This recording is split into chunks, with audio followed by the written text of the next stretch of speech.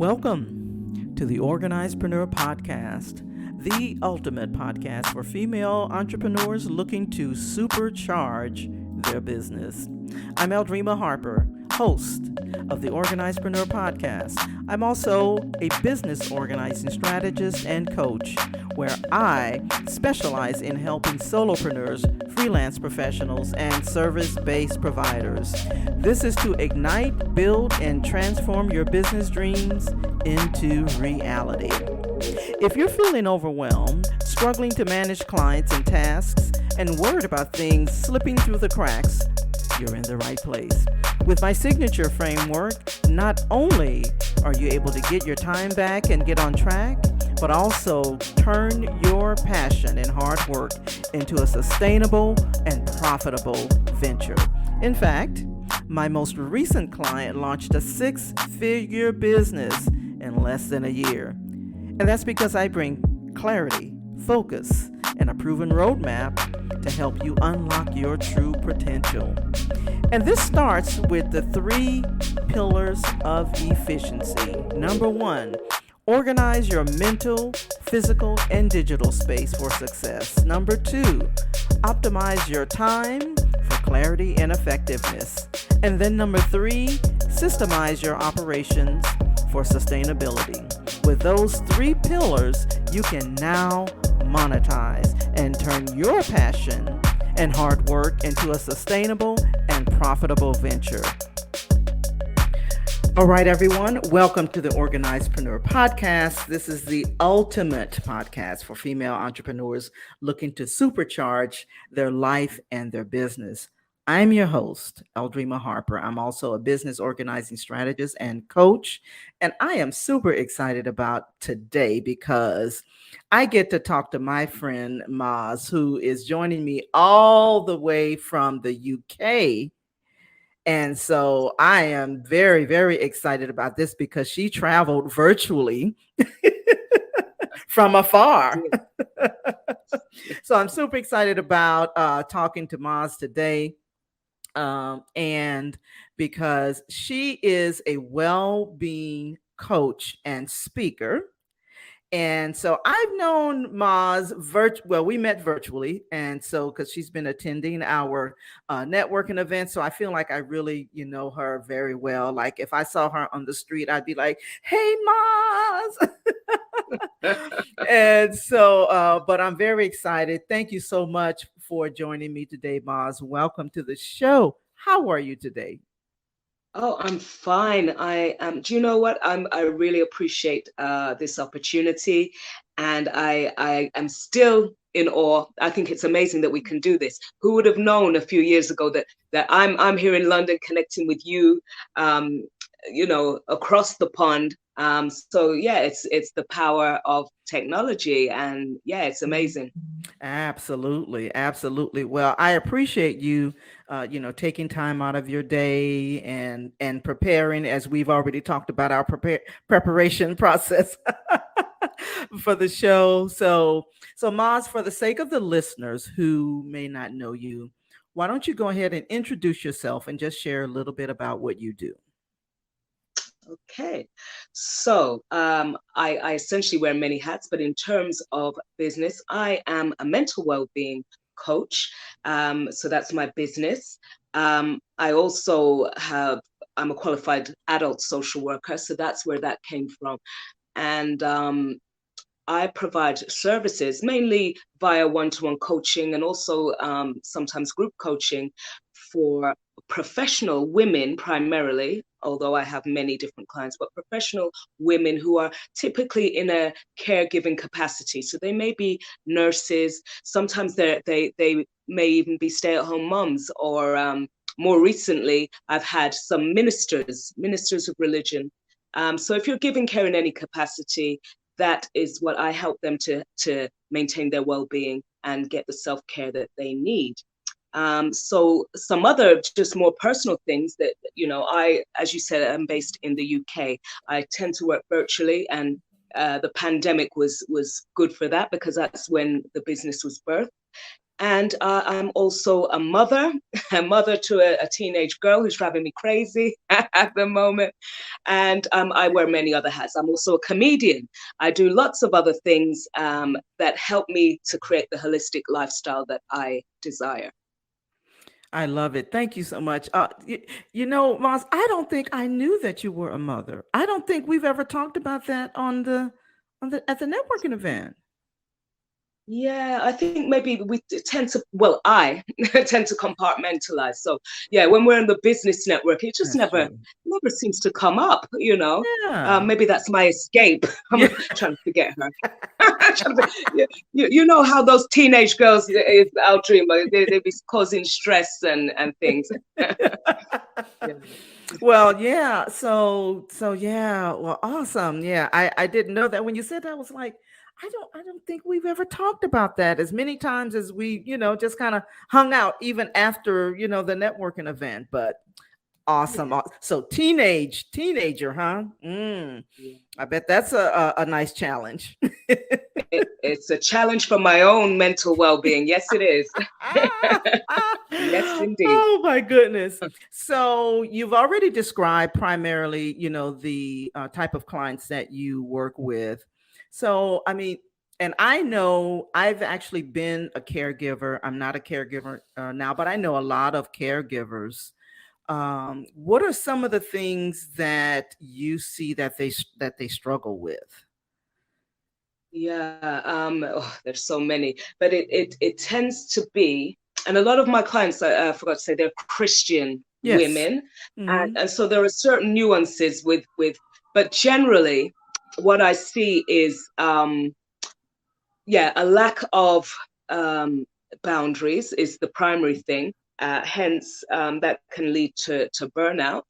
I see, Hmm. well, in the before I see that initially, you know, when you do consultancy and coaching, Aldrima, so you know when Hmm. someone comes to you with the problem is not often what the problem is. It's a symptom of a deeper thing. So Hmm. usually you spend the first few session and they're going round. I'm like, no, really, what is it? So Hmm. the root that I can see, especially for us women of faith, Hmm. women of minority backgrounds, is Hmm. this avoidance and Yeah. denial sometimes.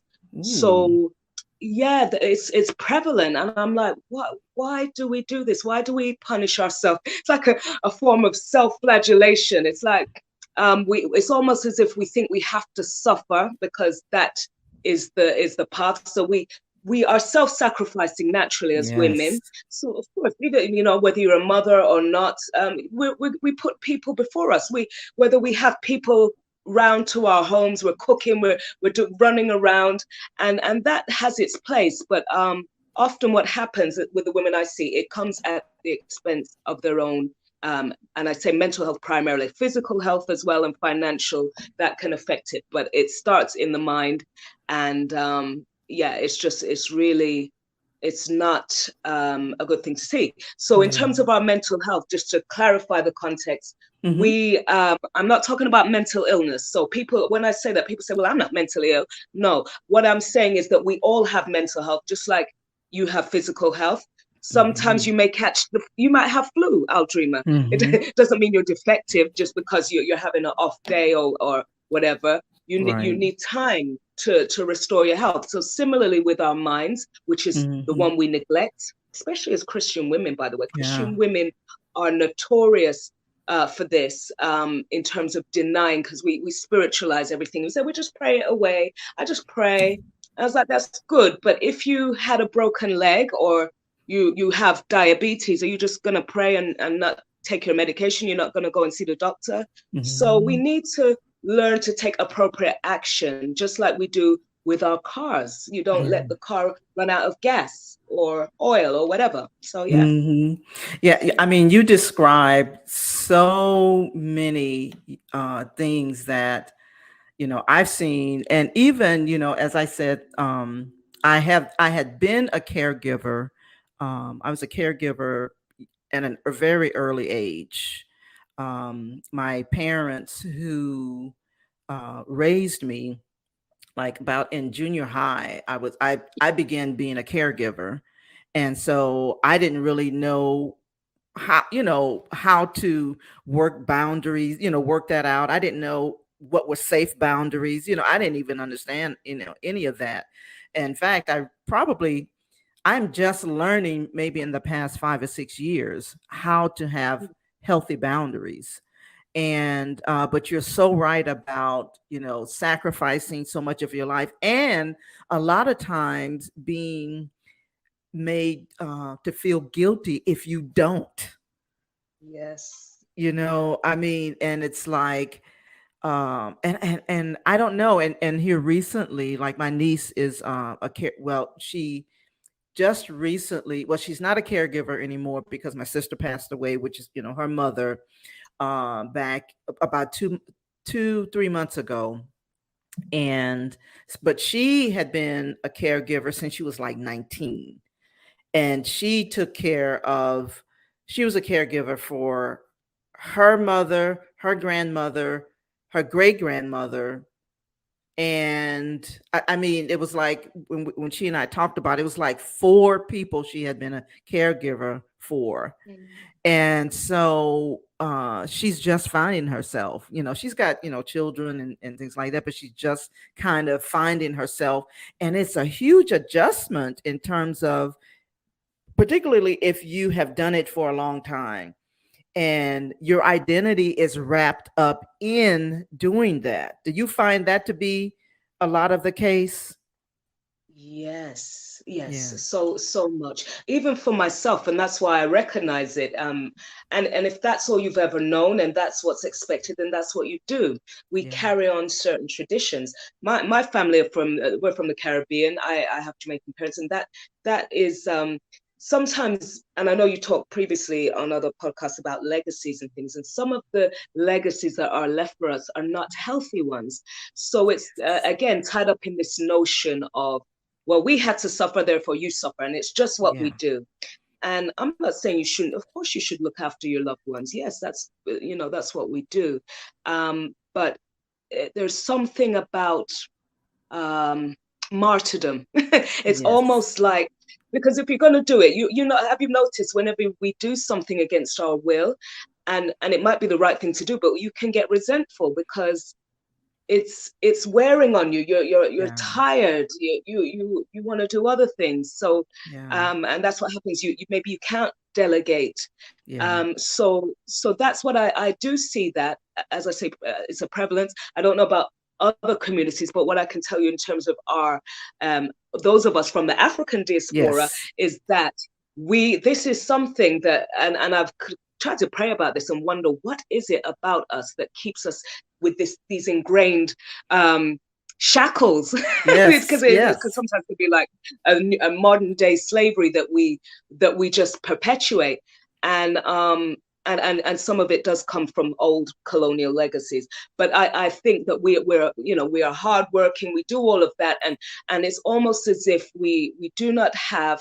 Okay, I'll tell you what my some of my clients have said to me initially, because not everybody knows what coaching is, yeah, and they say, "You my therapist?" I'm like, "No, that's not what I do." And I explain to them, and they're like, "Well, anyway, that is for only certain people. That's for wealthy white people," they'll say. Or mm-hmm, I'm like, "Well, everybody needs help. Are you going to just suffer because you think that's for a certain type of people?" And then there's the notion of the strong Black woman, because they feel that they have to be strong. And being yes, strong, I'd like to, their definition is different from mine, but because being strong for me involves seeking the help. I've got no shame, so it really right, helps me. I've got no shame, no pride, so I'll go and beg anybody anything that I need, because I'm not yes, going to starve or die because right, because I'm too embarrassed to know. And mm-hmm, also a similar parallel, Aldrima, that I've noticed in the Christian community. So, for example, if you ask for help, it's seen, and this is why I was even surprised when the pastor came to me. I was like, I need you, I need deliverance. But I get what she was saying, and it's this notion of, if I dare to step out and ask or anything, people see me as weak, or I don't have enough faith, and it mm-hmm, looks embarrassing. So mm-hmm. that's what I'm seeing a lot of. Yeah. Yeah, I mean, even, like I was saying, even in my own family, And again, growing up being a caregiver up until like my 30s, I think. Yeah, it was like about in my 30s, and my identity being wrapped up in, doing that. And I was, honestly, I was lost, after I was no longer in that, in that capacity, but you are so right. And then it's funny you said that about, people of faith. Love my people of faith, but oh my gosh, we got a lot of we got a long way to go. And I have heard, people, well, you need to be, that was your mother, or that was your, that person raised you, and this, that, and going on. And then you start to feel guilty if you try to seek refuge, if you like, you want, like, I need a break, the responsibility of caring for someone, it's huge. And it is almost viewed as though you don't love the person if you Right. if you seek refuge. Kind of speak to Yeah. that a little bit. Did you want to say something about that? I mean, have you seen that as well?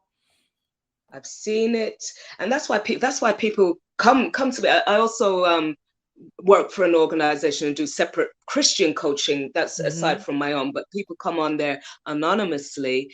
And I always say, have you Mm-hmm. spoken to your pastor about this? They're like, no, I couldn't possibly. Because people, this is the thing about shame. It Yes. literally can hinder every aspect of your life. And if we are creating, and that's part of the reason I come to your group, we need those safe, supportive Yeah. environments, because we're doing, especially doing this business journey, where Mm-hmm. we can feel alone, we can feel isolated. There are certain expectation and standards that we are expected to fulfill. But in Mm-hmm. terms of and it's even worse in the church, in or Mm-hmm. for other people of faith, especially because there's these unwritten rules, these implicit kind of suggestions that you need to, they're giving you advice that actually they wouldn't follow, by the way, and it's not biblical, secondly. And it kills people. It can literally kill people, Aldrima, and it's not Mm-hmm. an exaggeration to say that. So I'm talking about people, who have been, that's your husband, but husband's beating up on you. He almost Mm-hmm. killed you the Mm-hmm. other time. Why are you telling Mm-hmm. people to stay with what? And they Right. never kind of speak to the man. They're just saying, you as the woman, you've got to submit, you've got to be, or in the case of, like you said, your mother, people have to realize that not everybody's mother or father are good individuals. And I know it says Mm-hmm. honor your mother and father, but some people have toxic, and some people's families are so self-destructive that that's their mission, to destroy you. So we have to Yes. acknowledge when we're in the midst of narcissists or addicts or other people who are going to steal our energy and put us in a position where we cannot operate in our business, in our lives, and we can't look after our kids because we are wrapped up. So it's dangerous. It's not just a nice thing to do. And I had to learn this because I guess what that's probably why I'm the black sheep of the family. But I had to learn to be uncomfortable with their, kind of whispers and, oh gosh, she's doing this, and all the accusations that come with it. Because Mm-hmm. my whole business is founded upon the scripture, and Mm-hmm. it's about where is it, in John 3, the 3 John 1 2, um Mm-hmm. about pray, when he's praying that we should have health, that we may Mm-hmm. prosper and enjoy good health as your Yeah. soul prospers. Yes. That's Yes. the plan. Yeah. Because if we Yes. don't, we know that our health is our wealth, and if we don't have it, we are effectively, we shouldn't ask people to be martyrs in that sense. Right. We shouldn't, because it's not productive. It's not Right. Yeah. helpful. Yeah. So let's not be martyrs, please. Yeah. Let's not be martyrs. Yes, exactly. I mean, oh my gosh, you have hit on so many things. And as I think about, people that I know, that, that's gone through that, and that, maybe going through it currently, if they're listening to this podcast, I pray that they really, heed to what you're saying, because it's so, like you said, it's so ingrained in us, as women, as Black women, as faith, women of faith. So many things are ingrained in us, and when we try to, and I heard what you just said, kind of overlook the whispers, and even sometimes it's not even the people that's whispering, it's the whispers that you hear that you think that Right. they're saying. Yeah. Yeah. you True. That's know true. and so, because you already know how they think about that, Yeah. and so it's like they're, I know that that's probably what they're saying, because that's, what their attitude is, already, so it's really hard to process all of that. It just really brings on another level of stress if you really think about it. Because I remember, so when I was just sharing with you, I was a caregiver to my adoptive parents, and then but my biological mother, whom she did not raise me, but she recently passed. I was telling you about my niece, that's who my niece was taking care of. So Mhm. one of the struggles that I was having was that, because I always felt like, people were saying, well, my gosh, why, that's your mother, why aren't you doing this, why is it that your niece is doing this? Well, for one, she raised my niece, and my niece had the capacity to do it, right? Mm, And yeah. so she comes from a nursing background. She's, there's a lot of giftings in her that over the years, she's developed, and she had the capacity to do it. And then the other thing was that, like you were saying, some of the toxic, relationships, Mm, was that, you know in my mother's case, she had experienced a lot of abuse, so right. she was passing that on, right?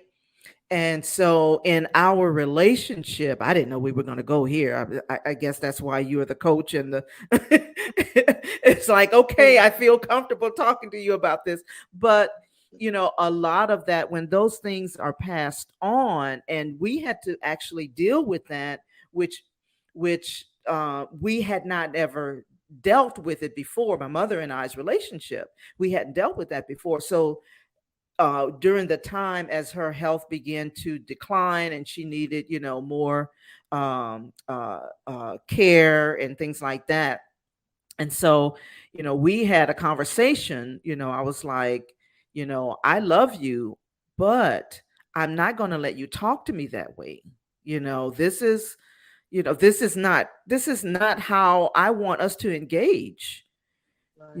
We can do better than this. And so from that point on, it got better.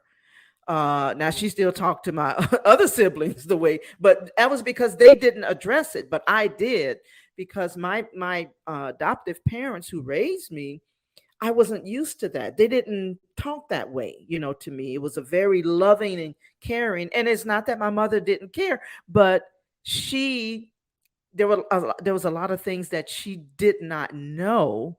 And I think it's the responsibility of the person who's the receiver of those toxic kind of habits to say, okay, I get that, this is how you handled, whatever it is, you've talked to whoever it is, you've this is how you've been doing life, right?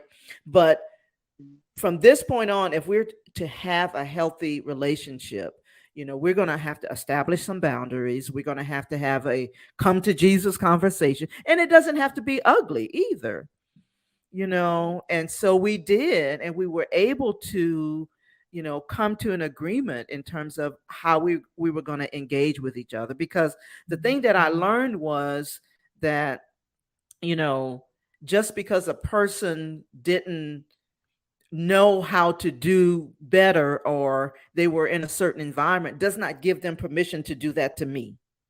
Right. Exactly. And that's what Yeah. I had to come to. And when I was freed up, you know, to when I was able to express that, to her, because I know she loved me. That wasn't the issue. But her hurt was being, poured out on me, and I was like, no, we're not gonna do it this way. And so yeah, so it was yeah. I mean, I can so identify with so many things that you're saying. Did you have anything to add to that? Have you, experienced, some of those things too? Oh yeah, and that's exactly. I mean, I only talk about what I know about, and I've experienced it firsthand. And Mm, before I even was a coach, so I trained 16 years ago now as a social worker. So I always knew I wanted to work in mental health mm, services. And I quite like it because I was always fascinated. And I remember even my mother was a nurse, psychiatric nurse, and in those days mm. they had asylums where even if you didn't have a mental illness, they put you in there. If you were a deviant, if you were an unwed mother, they just put every everyone that society didn't want, they Yes. put them. And I remember being a child fascinated. I was like, you know what, one day I'm gonna free them. I said, I'm gonna let these people out. And I was on a mission to do that. But yeah, but the point that you raised was so poignant, because you're and even with your business, Aldrima, this is what you're trend setting. You are breaking generational, whatever you want to call them, curses, patterns, what have Yes. you. And that's exactly what I'm trying to do. And whenever you try and step out from those kind of traditions, there's always a lot of resistance and what have you. Mhm, And I'm glad that you could find that that understanding with your mother, because it's like mhm. you say, those, when we know better, we have to do better. And Absolutely. it's good. But I also appreciate that not everyone can establish those kind of boundaries with their families and what have you. And Yeah. it's this, yeah. So it's, as long as society will always tell you. You were mentioning before that your niece was helping, and actually it's like it's nobody's business. Why they why they're asking you why you not mind your business, because you know what's best. And Yeah. there's a reason for everything. Yeah. I never, I mean, even if you didn't have that good relationship, if you came to me or anyone said, well, I don't see my mom, or I don't have contact with my father, or Mhm. whatever, there's a reason, there's something, whether your Absolutely. perception is wrong or not. If I Yeah. tell you, oh, I'll dream it, if I shame you into it, Mhm. it's not going to be a healthy outcome for anyone. You're just going to hide Mhm. your behavior. You're going to be sneaking around. So I So don't true. believe in that. But we have to stop. Yeah, because even in the church, like I said, the scriptures that are used to get honor your mother and father. But what does that look like? Does that mean I'm going to continue to be abused? To submit to your Right. husband, okay, so he can push me down the stairs? Right. What does it actually mean when we say these things? And let's not misinterpret the Yeah. meaning, because we are not. Um, and there's abuse that goes on in the church as well. Spiritual. I'm Yes. not talking about general church hurt, Right. Right. Right. where like Sister Beverly took your pot and she didn't give Right. it back. I'm talking Right. about Yeah. proper abuse, where the Yeah. pastor be using scriptures to try and sleep with you, or Yes. he's trying to get you all your money. You know those Yeah. ones, and this is more prevalent. And because, as the scripture says, my people perish for lack of knowledge. So Yeah. we do need to be educated. And I'm surprised, even when I go into churches and various places talking about this, especially this general issue about our well-being, Mhm. people are still like, oh, what? And I'm like, isn't this common knowledge? You didn't know that? You didn't know that this is wrong and this Yeah. is, you know? Yeah. But that they obviously don't. So that is why people continue to act. And just a final thing that I'd say about that, for those of us in business. So Mhm. when we think about our mental health and well-being and our spiritual well-being, it's the very traits we have, our dreamer. So some of us, not me, I'm not perfectionist. Well, I'm of like, oh, course. that will do. Yeah, yeah. But some of us have traits like we are creatives. We Yeah. might be really passionate about stuff. We have great leadership skills. We're high Yeah. achievers.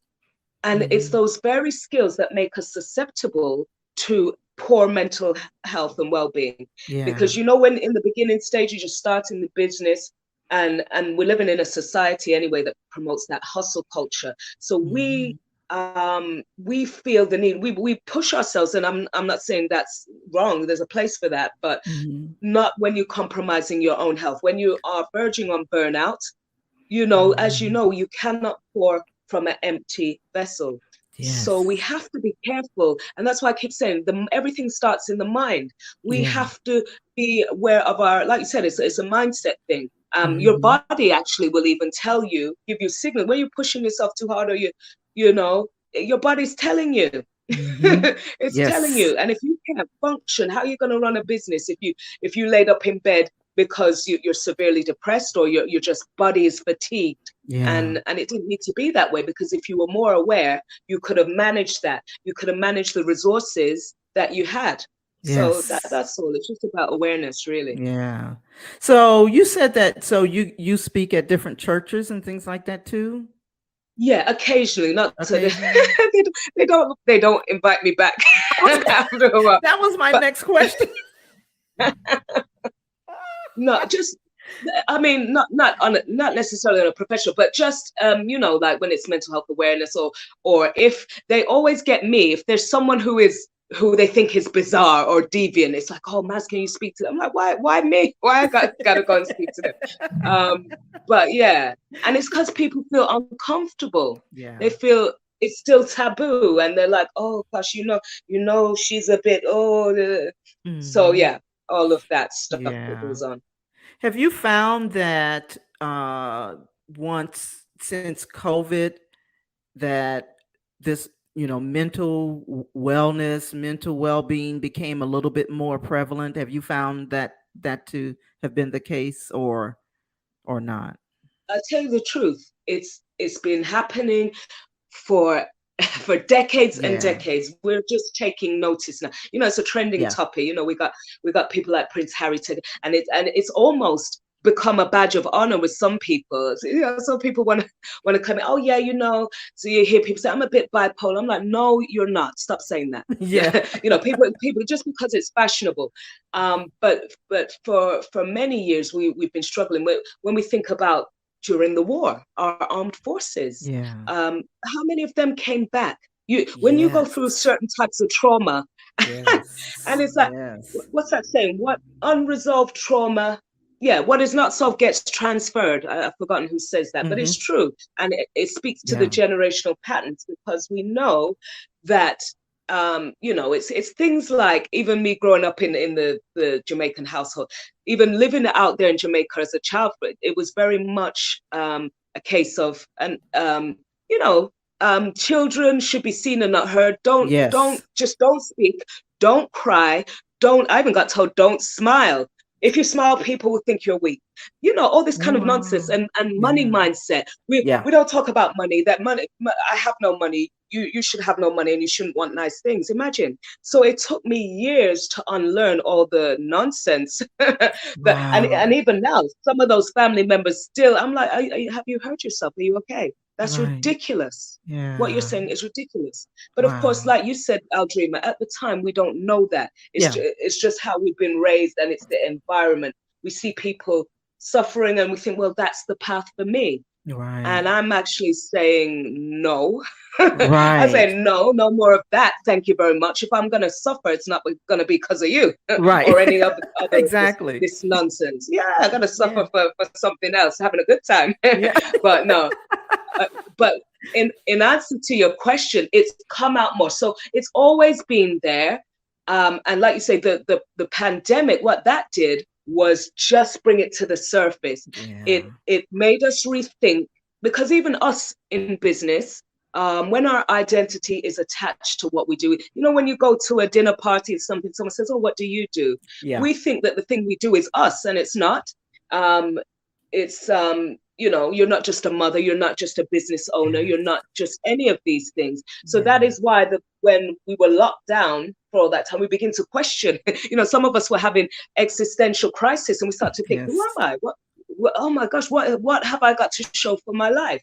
And Yeah. that's why you have this great resignation, because people are rethinking Yes. how they want to live their lives, and rightly so. We should always Mhm. take a audit of our Yeah. lives and see, are we keeping our goals? Do we have Yeah. any goals? Yeah. So that's what I saw. So people are still in denial, but people feel more free to talk about it now, and that's a good Yeah. thing. Yeah. Yeah. So that brings me, that's a good segue into my next question. What are some things that people should do when, because we've talked about the challenges and some of the, things that, the symptoms and, all of that. So what are Mm. maybe like three things that when people find themselves in those type situations, what are some things that they can do, what are some things they can do about it before, even, I know one of the things they should do is come to you, okay? Of course. I But what are some mean, things that, what are some tips that you can provide for the listeners? so there are a few. I mean, the first step to any issue that we're going through is acknowledgement, because even before you can accept it, you have to acknowledge, I have a difficulty in this area. It's those things that we don't tell anyone, and we Mhm. want to, especially as business owners. So you're an overachiever. Mhm. There's certain things, and that's great on the surface, but is that coming from a place of trauma? What's that about? Why you keep work until 2 in the morning? What are you avoiding something? Just ask, be Mhm. curious. It might be fine. Maybe it's just what you do, but ask yourself, because you'll know in yourself when something is not right, Yeah. and you'll know it usually before other people do. But so acknowledge it and seek help. And when I say seek help, from not just you have to go to the right places, you know. And I know some people, there's some on, you have to be careful with online stuff anyway, but whether Yeah. you can't go to your pastor or you have a trusted family member, talk it through first. Yeah. You might even just journal. When I didn't have anybody to talk to, that's what I had to do. And it's refreshing to look back over the years. And I was like, gosh, did I say that? Is that how I was really feeling? But it's just useful, because what it does is provide a blueprint for the next time. Because what's that saying? You're either in a crisis, or you're getting Mm, ready to go in a crisis, or right. you're going through it. So it's Yes. gonna always come around. You're never, Hmm. yeah, you have your times where you're up on the roller coaster, and it's like, yes, but be mindful that there will be some challenges. Yeah. And like I say, for those of us on the entrepreneurial journey, is and that's what it is. It's no one told me. I didn't know. I thought, I'm going crazy. The highs and lows of emotion, like I Yeah. say, the isolation, because not everybody understands your vision when you're trying to Right. birth this thing. And Yeah. then you're all alone with it, and then you start to think, is it worth it? What am I doing here? You want to give up every other day, so you don't want to get out of bed.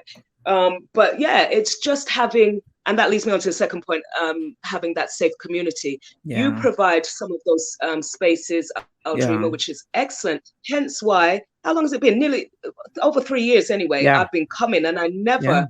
That's how I know God's working on me, because I never, ever, ever would go to something like that. Be like, oh, there's just a bunch of women. These women just chatting, Just talking about business. I cackling ain't got no women. business. But Yeah. I've grown and I've Yeah. learned so much from all of you. And I tell you the truth, you guys, especially you and Dorothy, have been the most support, more than my own family. When I was Mhm. announced to even my friends I'm starting a business, they were like, yeah, yeah. So dismissive, but I have gained the Mhm. more support, even more support than some of the people in my own church. And that to me Wow. is amazing. So Yeah. divine connections, yeah, a prayer, by the way, certain Yeah. spiritual practices. So I know not everybody are people of faith. Yeah. So you might, whatever you do. So I pray. If you Mhm. can't pray, be mindful, mindful, Mhm. and you just want to quiet yourself. Like some people have CEO meetings with God. I think Yes. we should do that more Yes. regularly. Um, Yeah. sometimes we have to just become, we have to admit I don't have all the answers, and we just have to sit there and be still. It's just like when you're in the shower sometimes, or if you're walking in nature, sometimes those answers will come to you because Absolutely. you're in a different space, a different headspace, and you can think more clearly. So Yeah. that's definitely what you should, some of the things you should do. And more importantly, thirdly, I'd say everything comes back to boundaries. Yeah. Boundaries. You said before, Aldrima, that, obviously when you were in that caregiving role, you didn't know, and I didn't know. None of us know. We weren't taught. Very few of us, I think, were taught about boundaries. We don't even know our boundaries have been violated until somebody crosses us, and then you think, I don't like that, or I Yeah. don't like how you spoke to me, because maybe growing up, people used to talk to you all kinds of ways, or maybe physical violence was acceptable, or whatever it was, so that when you see these things, you normalize them, but it's not right. So we need to know, first of all, we need to know what our values are, because they are the driving forces for what we will and won't do. Those operate on a subconscious level. So know what those are, which will then help you determine what your boundaries are. Who can, even especially for business, can people call you all hours of the night? When do you accept clients? Who can come to your home? Can they come Right. anytime? Can people, just have those. So if you know what those are, you're less likely to be stressed out when people are making all kinds of demands, because guaranteed, as long as you're giving, there'll always Yeah. be someone who's taking. So Yes. yeah, there's Yeah. many more, but those are the main ones. Yeah. Yeah, yeah, I love that. So asking, being a part of a community, prayer, get somewhere and be quiet. Yeah. you Shut know, up. yeah, yeah. And learn how to establish, good boundaries. And even if you don't, there's resources out there, Um, and you and I both love, the book Boundaries. I can't Yes. remember the author right Henry now. Cloud. Yes, Henry Cloud. Yes. I mean, great, book. I mean, it set me free, because I really had very poor boundaries. I thought that I had to be accessible to people, and that, that's how, I viewed myself as being value, as value to other people, being accessible, texting me, anytime they felt like it, but baby, when I became more aware of what that was doing to me, it was like, okay, no, we're not doing that. So yeah. So you came through, and this is my last few questions, and then we're gonna jump off. I know you got things you want to do, and go to the strip club and all that. No, I'm just Don't tell them. Can you imagine? Listen, what kind of, I love that, by the way. I always say that in your group, and I know. I know I shouldn't. People probably find it a bit crass, and I'd be joking. I'm like, oh, I'm gonna join OnlyFans, because these Yes. bills. Sometimes I say that in church, and they're like, oh, Jezebel.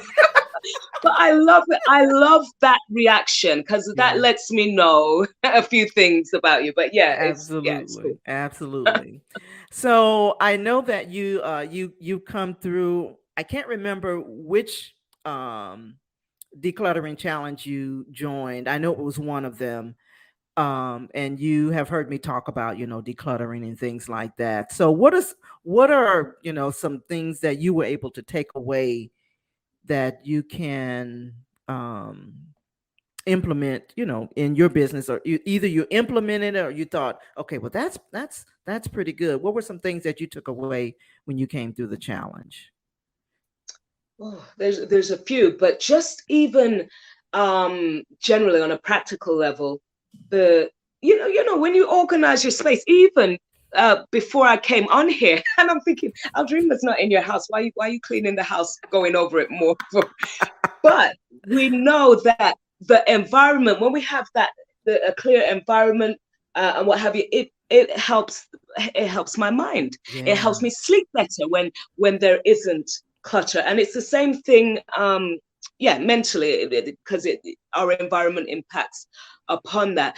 And also learning to delegate tasks, Yeah.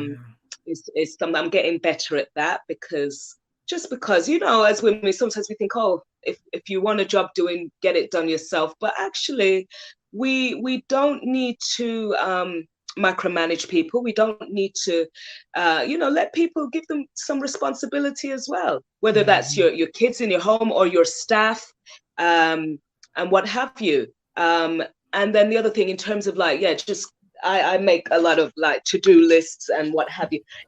I like them, and I'm a pen and paper. I don't like all this tech, and I know Digital I need to stuff, be yeah. better with that. Yeah, I can see it there and I can feel it. I like tangible things. So Hmm. that's helped me in terms of organizing my physical space. But like I said, Aldrima, it has an impact on mental clarity. Yeah, That it declutters my mind, and yeah, therefore my overall well-being is better. So those were yeah. the main things that I kind of took away.